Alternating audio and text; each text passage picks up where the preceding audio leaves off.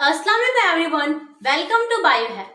ये हमारा third part है breathing and exchange of gases का। इसके पहले हमने पार्ट 1 पार्ट 2 कंप्लीट कर रखा है। Just go and watch part 1 and part 2 for better understanding of this lecture. तो आज के लेक्चर में हम फेरिंग्स और लैरिंग्स को कवर करेंगे। तो सबसे पहले हम समझते हैं फेरिंग्स है क्या। फेरिंग्स को हम लोग थ्रोट भी बोलते हैं, और जो ये फेरिंग्स है ये फनल शेप्ड का रेस्पिरेटरी ऑर्गन है। ठीक, फेरिंग्स को हम लोग थ्रोट भी बोलते हैं। फेरिंग्स क्या है एक, और जो फेरिंग्स है इसका लेंथ कितना है 12.5 सेंटीमीटर।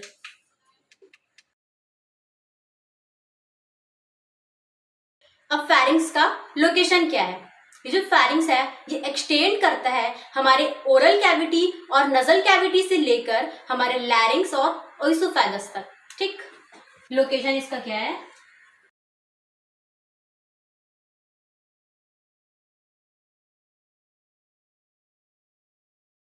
अब हम देखते हैं पार्ट्स ऑफ फेरिंग्स, जिसके लिए हम स्ट्रक्चर एक बनाते हैं।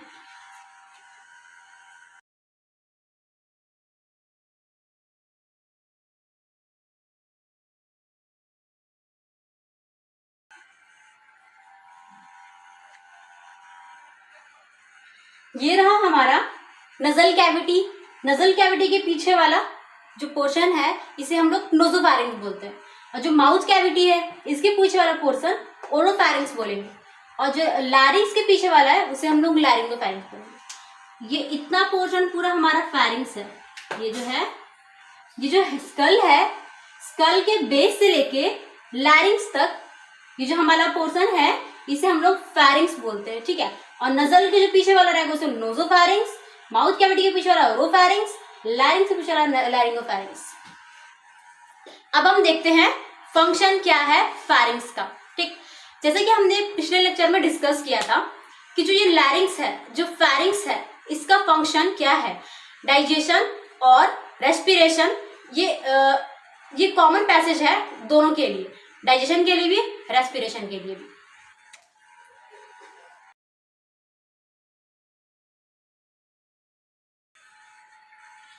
इसका फंक्शन क्या है, डाइजेशन के लिए भी और रेस्पिरेशन के लिए भी, दोनों के लिए एक कॉमन पैसेज है। जैसा कि अभी हमने देखा कि फेरिंग्स का फंक्शन क्या था, ये कॉमन पैसेज था डाइजेशन के लिए भी और रेस्पिरेशन के लिए भी। तो ऐसा भी हो सकता है ना कि अगर कोई पर्सन फूड इंटेक नहीं कर पा रहा है माउथ के through, they can intake food from the nasal cavity also, है ना। और ऐसा भी हो सकता है ना, अगर कोई पर्सन ब्रीथ नहीं ले पा रहा है नजल कैविटी के through, they can breathe from the mouth also. तो एक बार हम जो भी पढ़े हैं सारे एक बार रिवीजन कर लेते हैं।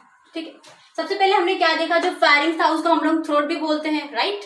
और जो ये फेरिंग्स है एक ही फनल शेप्ड का रेस्पिरेटरी ऑर्गन है। ओके, ये हमारे एक्सटेंड कहाँ से करता है, इसका लोकेशन क्या है, नजल कैविटी और माउथ कैविटी से लेकर ये हमारे ओजोफैरिंग्स और लैरिंग्स तक एक्सटेंड करता है। ठीक, उसके बाद हमने देखा कि लोकेशन के बाद इसका हमने पार्ट देखा, नासोफैरिंग्स, ओरोफैरिंग्स, लैरिंगोफैरिंग्स। ये इसका 3 पार्ट है। जो अगर नजल कैविटी के पीछे रहेगा उसे हम लोग नोजोफैरिंग्स, और माउथ कैविटी के पीछे जो रहेगा ओरोफैरिंग्स, लैरिंगोफैरिंग्स। इसके बाद हमने इसका फंक्शन देखा कि डाइजेशन, रेस्पिरेशन दोनों के लिए कॉमन पैसेज है। तो फेरिंग्स नहीं खत्म होता है। अब हम स्टार्ट करेंगे लैरिंग्स। तो अब हम पढ़ने वाले हैं लैरिंग्स। लैरिंग्स को हम लोग वॉइस बॉक्स भी बोलते हैं because it produces sound. Larynx को हम लोग क्या बोलते हैं, voice box, also known as voice box because it produces sound. ठीक है, अब जो ये लैरिंग्स है ये एक ट्यूब शेप्ड का कार्टिलेजिनस रेस्पिरेटरी ऑर्गन है।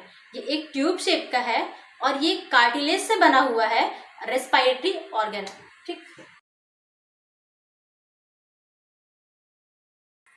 ठीक, और जो ये लैरिंग्स होता है इसका लेंथ कितना है 5 centimetre.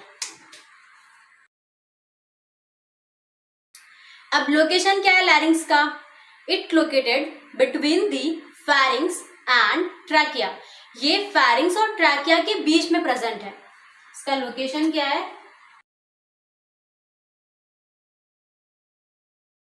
Between the pharynx and trachea.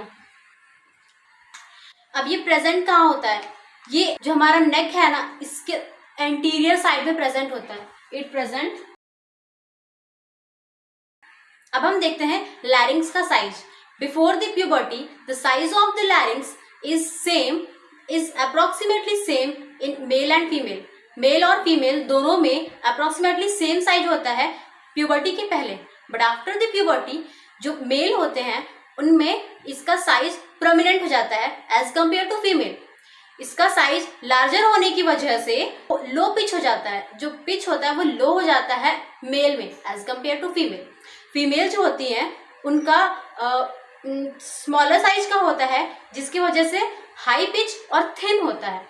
लेकिन जहाँ मेल है उनका पिच लो होता है और थिक होता है। तो हम इसे लिख लेते हैं।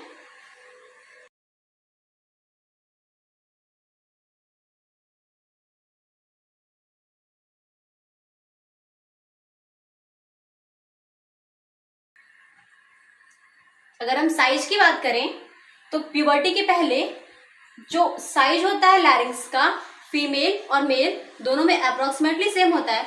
लेकिन प्यूबर्टी के बाद आफ्टर द प्यूबर्टी जो मेल होते हैं उनमें प्रोमिनेंट हो जाता है एज कंपेयर टू फीमेल। एक बार हम डिस्कस कर लेते हैं कि हमने क्या क्या पढ़ा है। सबसे पहले हमने देखा जो लैरिंग्स है उसे हम वॉइस बॉक्स भी बोलते हैं, बिकॉज ये साउंड प्रोड्यूस करता है, ये साउंड प्रोडक्शन में भी हेल्प करता है। ठीक। और जो ये लैरिंग्स है ये ट्यूब शेप का एक कार्टिलेजिनस रेस्पिरेटरी ऑर्गन होता है जिसका लेंथ होता है 5 सेंटीमीटर। अगर इसका हम लोग लोकेशन की बात करें तो फेरिंग्स और ट्रैकिया के बीच में प्रेजेंट है ये, और ये एंटीरियरली इन नेक के एंटीरियर पोर्शन में प्रेजेंट रहता है। और प्यूबर्टी के पहले जो मेल होते हैं उनमें जो प्यूबर्टी के पहले मेल और फीमेल दोनों में साइज सेम होता है, but after the puberty male में प्रोमिनेंट हो जाता है एज कम्पेयर टू फीमेल। अब हम देखते हैं वोकल कॉर्ड क्या है। यही रिस्पॉन्सिबल है हमारा साउंड प्रोड्यूस करने में। अब हम एक चीज समझते हैं, जब हम साइलेंट होते हैं, जब हम बोलते नहीं हैं, जब हम साइलेंट रहते हैं, उस टाइम पे क्या होता है कि जो हमारा जो वोकल कॉर्ड है वो ओपन होता है। ओपन होने की वजह से उस टाइम पे एयर पास होता है। ठीक। लेकिन जब हम बोलते हैं when we are speaking at that time vocal cord is closed. Vocal cord close होने की वजह से हम लोगों का साउंड प्रोड्यूस होता है। अब ये साउंड प्रोड्यूस कैसे होता है?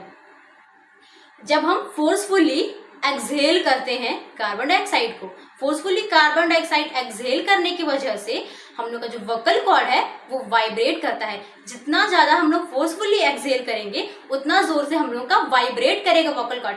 You can touch here and you can feel the vibration of your vocal cord. ठीक। जब हम जितना फोर्सफुली एक्सहेल आउट किए, वाइब्रेशन उतनी जोर से हुआ और उतनी ही जोर से हम लोग का साउंड प्रोड्यूस होता है। Okay, are you getting me? तो अब हम देखते हैं वोकल कॉर्ड।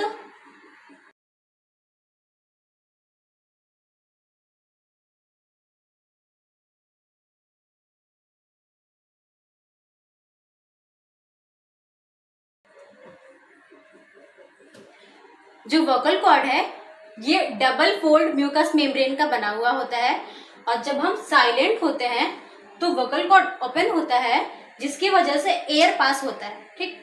जब हम बोलते हैं तो क्लोज होता है जिसकी वजह से साउंड प्रोड्यूस होता है। अभी मैंने बताया साउंड प्रोड्यूस कैसे होता है। एक्सहेल आउट करते हैं हम लोग फोर्सफुली, जिसकी वजह से हम लोग का वाइब्रेट करता है वोकल कॉर्ड, उस वजह से हम लोग का साउंड प्रोड्यूस होता है। अब हम देख लेते हैं पार्ट्स ऑफ लैरिंग्स। जैसे कि फेरिंग्स में 3 पार्ट था, एज इट इज लैरिंग्स में भी 3 पार्ट है। पहला है supraglottis, then glottis, then सबग्लॉटिस। Supraglottis वो एरिया है जो वोकल कॉर्ड के ऊपर प्रेजेंट रहता है, और ग्लॉटिस वोकल कॉर्ड के एरिया वाला पार्ट, उसे हम ग्लॉटिस बोलते हैं। And the last one is subglottis, vocal cord के बिलो वाला एरिया जो नीचे प्रेजेंट है उसे हम लोग सबग्लॉटिस बोलते हैं। और जो सुप्राग्लॉटिस है वहीं पर हम लोग का एपिग्लॉटिस प्रेजेंट होता है, जो कि कवर कर रखता है हम लोग के ग्लॉटिस को, ताकि हम लोग का फूड जो हम इनटेक किए हैं वो ऑइसोफेगस की जगह हमारे लैरिंग्स में ना आ जाए, हमारे विंड पाइप में ना चला जाए, इसलिए एपिग्लॉटिस कवर करके रखता है।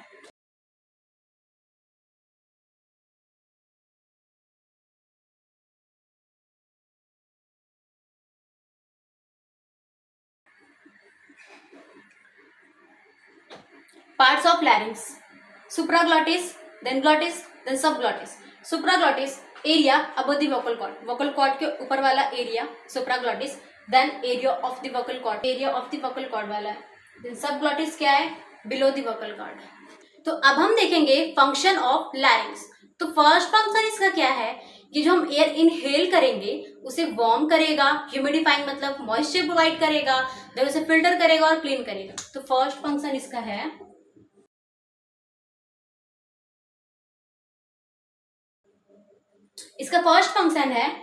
वार्म करेगा और ह्यूमिडिफाइंग जो ड्राई रहेगा उसे मॉइस्चराइज करेगा, फिल्टर करेगा, क्लीन करेगा एयर को। सेकेंड फंक्शन इसका ये है कि पैसेज वे एयर यहीं से पास होता है,